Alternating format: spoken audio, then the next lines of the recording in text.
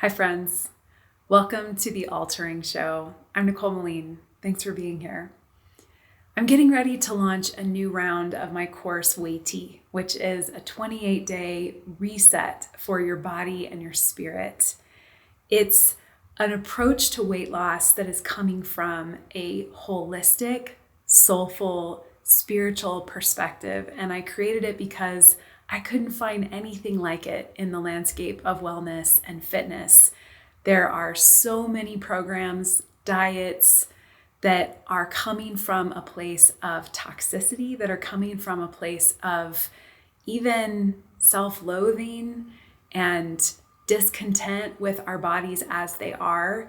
And I wanted to create a program that, number one, starts from your miraculous already perfection, your miraculousness, and starts from this place of deep love for your body, of developing that, of healing maybe mindsets in opposition to that. And that is also full of nutrition science that is going to support you in sustainably maintaining a body composition that you feel good in. First and foremost, much more about feeling good than looking good by whatever external standards that might be. So as I'm getting ready to launch a new round of Weighty, and you can learn all about it at nicolemeline.com/Weighty, I wanted to have a conversation about these new drugs that have come out on the marketplace. I haven't seen many considerations of these drugs that are coming from a place of soul, that are coming from a place of, that are asking, can I take these and be in complete alignment with my integrity? So first and foremost, what I want to say is that this is a no shame zone. This conversation is a no shame zone. And I absolutely believe that there are instances in which these drugs may be actually the best solution for someone. I think those instances are pretty few. But so first and foremost, no shame. But I also want to offer considerations that are going to lead us to ask some questions that maybe you haven't really considered before when thinking about these drugs. So I want to talk about three things. Number one, intimacy with your body. Number two, side effects. And thirdly, what does deep healing really look like? So first of all, intimacy with your body. Most of our disordered relationships with our body, most of our discontent with our body, if to the degree that we have it, has as its root, as its source, a lack of intimacy with our bodies, a way in which we've disconnected from our bodies. So I'll just give the example. Let's just talk about binge eating or even more broadly, emotional eating. So I would just define emotional eating as feeding yourself food when your body doesn't actually need food. Your body is craving and hungry for something else. Hungry for companionship. Maybe you're in grief.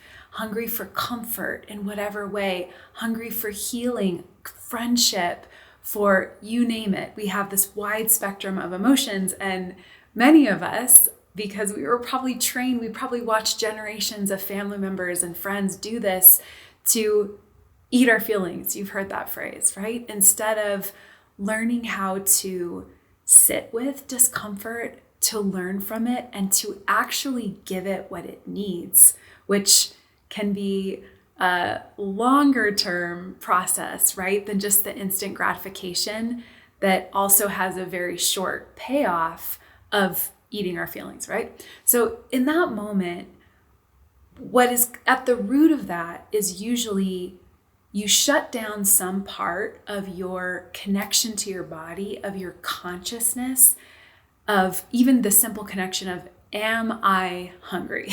Like, is this food going to nourish me? Is this food going to help me to feel the way that I want to feel? Maybe especially if it's late at night and what your body probably actually needs is just a great night's sleep, right? So there's that moment of fissure. There's that moment of break. in more of like a binge eating scenario, you might have had the experience of actually kind of telling yourself to shut down, to disassociate from some part of you, and to tell yourself that this moment doesn't count in some way. Like you're going to consciously not be present to the fullness of you and to your highest self in this moment while you do this thing that is not, it's not who your highest self wants you to be. It's not going to give you a long-term body like you want to have. It's not going to allow you to feel the way that you want to feel, but it's that breakage that I'm really wanting us to think about.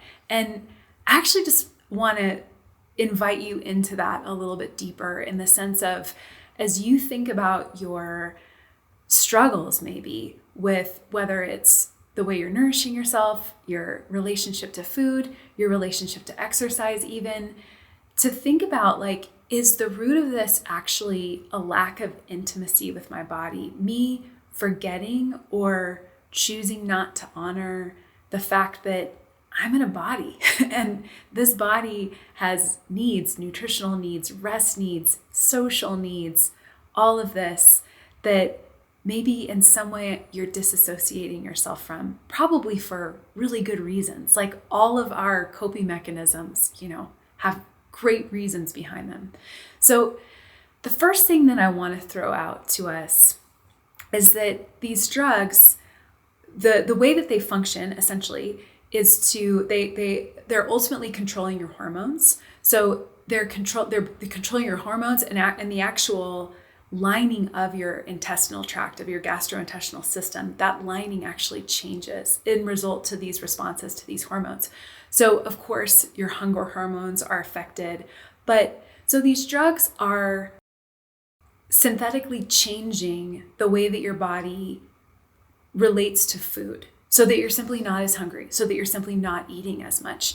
And we'll get into this in a minute talking about side effects, but for 50% at least of people who have taken these drugs in tests, it's been shown up to 50%. And from what I've heard anecdotally, I think it's actually quite a lot higher than that. 50% of people experience the short-term side effect, meaning the immediate while you're taking the drug side effect of gastrointestinal distress. So nausea, diarrhea. So not only does your body is not hungry for food, is not sending you hunger signals, but most people who are taking these drugs are actually repulsed by the thought of food. There's kind of this maybe low grade or even high grade feeling of nausea or other kinds of gastrointestinal distress. So in that kind of an instance, in this kind of a scenario, I just want to put out for our consideration that these drugs are actually making us less intimate, less connected to our body and its signals rather than more. So I believe that part of the process of healing our relationship to food is really understanding our own body's signals and really attuning to how different foods make us feel. You might have heard the phrase intuitional eating, which we talk about a lot in Weighty. And also using intermittent fasting as a way of actually getting in touch with what are my body's hunger signals. Do I confuse hunger signals, for different kinds of signals and feed myself when actually my body is asking for something else, right? So there's a question for you. Is this drug going to help you to become more intimate and embodied, or more intimate with your body, or more disconnected from your body? And a lot of folks who have taken these drugs have actually shared an experience of almost feeling like suddenly they were inhabiting a different body, right? With, their gastrointestinal system, their relationship to food. It's almost like something took them over, because in a sense it did, right? So if in your heart of hearts, I think that the long-term solution for me in my relationship to food is to get more embodied, to get more intimate with my body, to feel more aligned and attuned to its signals. Just note that, first of all. And so secondly, side effects. So let's talk about this. Short-term side effects, which we just talked about, pretty high incidence of gastrointestinal distress.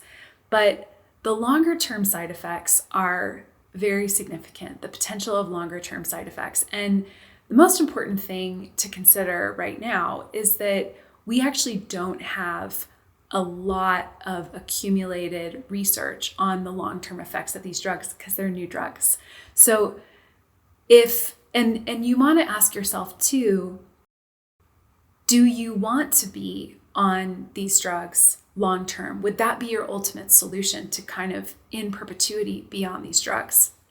Because, and of course the long-term side effects, the chance of those are going to increase the longer that you're on them.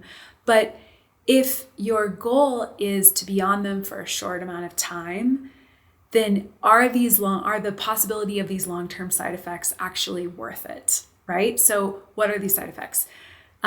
Essentially 3: losing muscle, damaging your metabolism, and damaging your gastrointestinal system. So what's interesting about, or what's unique about these drugs as a mode of weight loss versus the kind of standard wisdom that we've all learned about weight loss, which I would just kind of summarize as paying attention to what your calorie consumption is, eating more nutrient-dense foods versus calorie-dense foods, and moving more. And in particularly, and we really emphasize this in Weighty, and I share all kinds of great workouts, building muscle.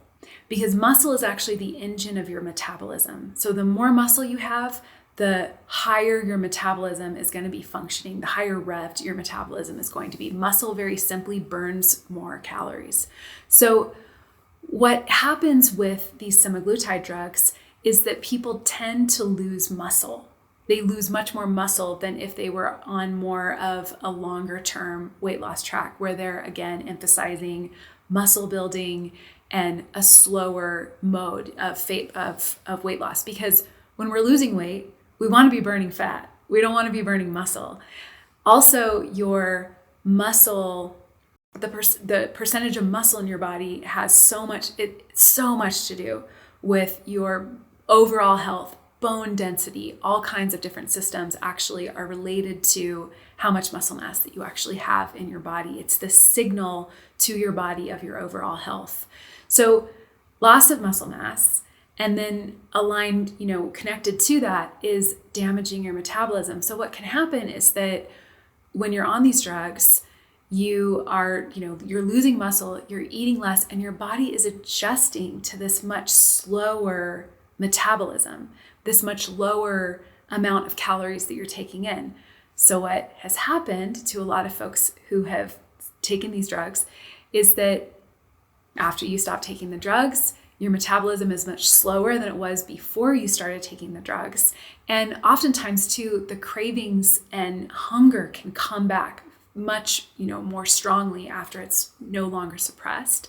So put on a lot of the weight and sometimes even more of the weight that you ended up losing. So, and then the next few gastrointestinal side effects are actually pretty serious. Many of them can be lifelong and can require surgery to fix. So gastroparalysis, which actually is the paralysis of your stomach, essentially the muscles in your stomach, long-term paralysis, bowel obstruction, which would often require surgery, and pancreatitis. So those are some of the longer-term side effects, lifelong side effects in some cases, and surgery requiring side effects that's really important to be aware of.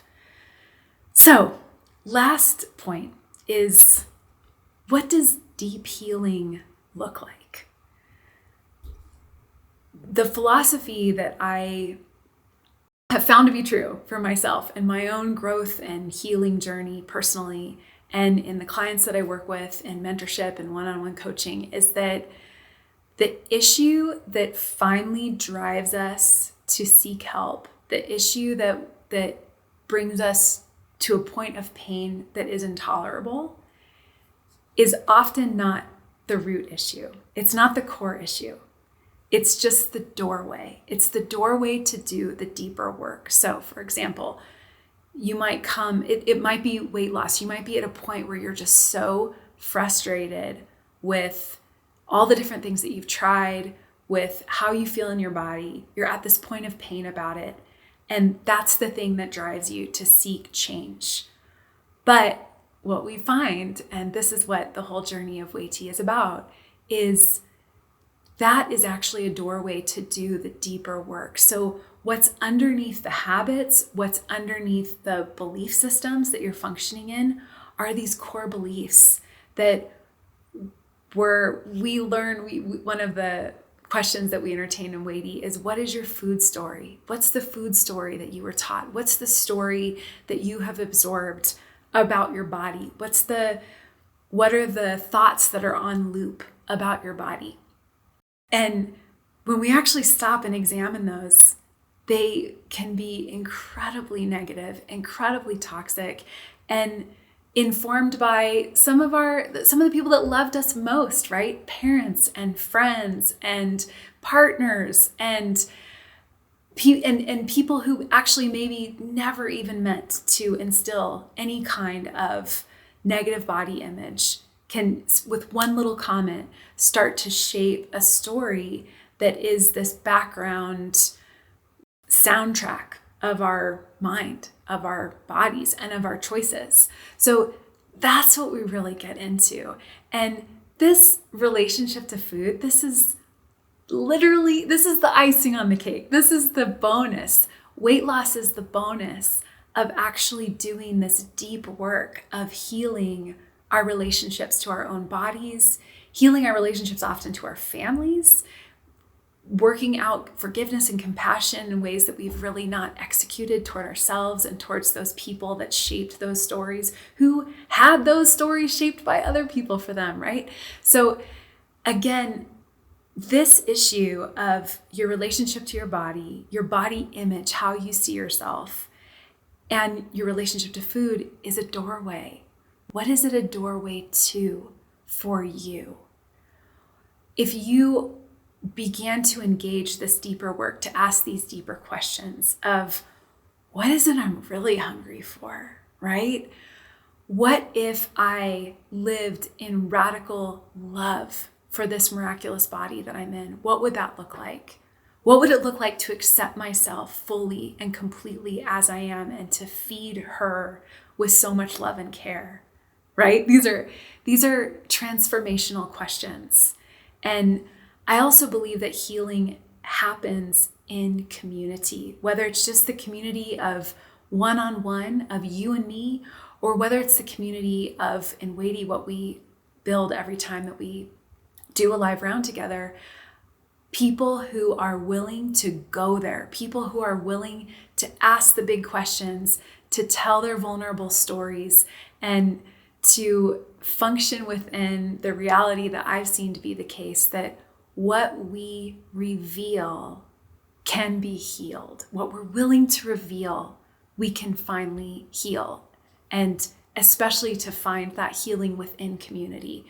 So in conclusion, what I want to challenge you to is that, number one, I do think it's safe to say, and I've done a deep dive, and I'm going to link to a couple of podcasts that I recommend that do deep dives into the science side and the heart side of these issues that I'm raising right now with these drugs.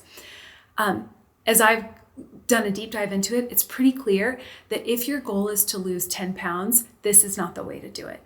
The risks are too high, and many different reasons. Here's where I think that these drugs can be powerful tools.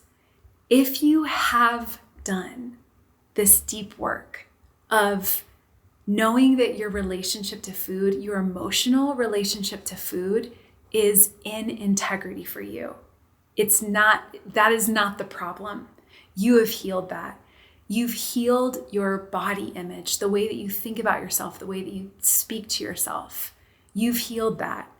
And you've done the work to understand and to change the habits that really truly are not serving you to feel the way that you want to feel. If you truly have done that work and you have 30, 40, 50 pounds more, especially if you have more to lose, this might be a wonderful tool for you. But if you know that, I think I got to do the deep work. I think that the shortcut is not going to get me ultimately where I want to go as a person, not just as a body that I want to look a certain way, but as a person. Then come join me in Weighty. That I've made it exactly for you, for all of our biggest, scariest stories and truths that we don't feel like we can share anywhere. This is the place. This is the place. And blessings on you, whatever your journey is with all of this. And like I said, I'm so happy to share the resources that I've come across, I've found that have been really helpful. And I would love to be a resource for you if you're working through this and you just want to ask some questions. You want to ask some questions about Weighty. You want to ask some questions about what would it look like to take these drugs in full integrity with your soul, with the full person of who you are. I'd love to be a sounding board for you in that. And I am bowing to your miraculous, beautiful, perfect body. And I'm here to hold space for all of our becoming our most energetic, radiant, weighty selves. I'll take one more moment and just tell you why this program is called Weighty. So for many of us, and especially if your goal is weight loss, we have this negative relationship to weight and to the sense of it, the word, the concept. It's literally a burden on our back, a burden that maybe we've carried our whole entire lives. A few years ago, when I was doing some research in the history of yoga, I came across this term that a way of translating the word guru in Sanskrit is a weighty one, a heavy one, a person of substance, a person of legacy, a person who, when they walk into the room, they change the energetic state of the room.